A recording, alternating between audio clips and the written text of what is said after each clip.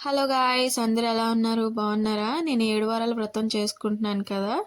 ఇక్కడ అన్ని పూజ కోసం రెడీ చేసుకుంటున్నాను అనమాట. ఈసారి పూజ అయితే చాలా ఎర్లీగా అయిపోయింది అండ్ అన్నీ కూడా బాగా వచ్చాయి. ఏది కూడా డిస్టర్బెన్స్ లేదనమాట ముందు వారం లాగా.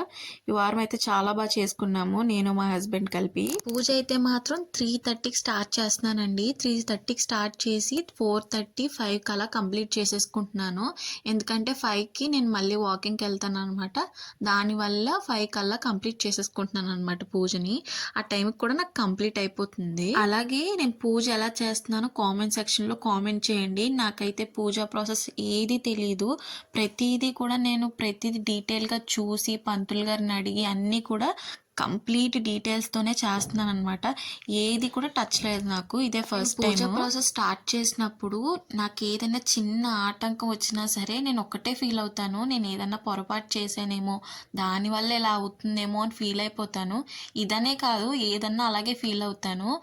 అందువల్లే నేను ముందు వారం అయితే చాలా అప్సెట్ అయిపోయాను అనమాట. బాధపడినా సరే నేను కొబ్బరికాయ కొట్టినప్పుడు పూజ చేసిన తర్వాత ఆ కొబ్బరికాయలో పువ్వు వస్తుందండి. 3-4 టైమ్స్ నాకు పువ్వు వచ్చింది కొబ్బరికాయ కొట్టినప్పుడు. ఆ పువ్వుని చూసినప్పుడు నాకు చాలా హ్యాపీగా అనిపిస్తుంది.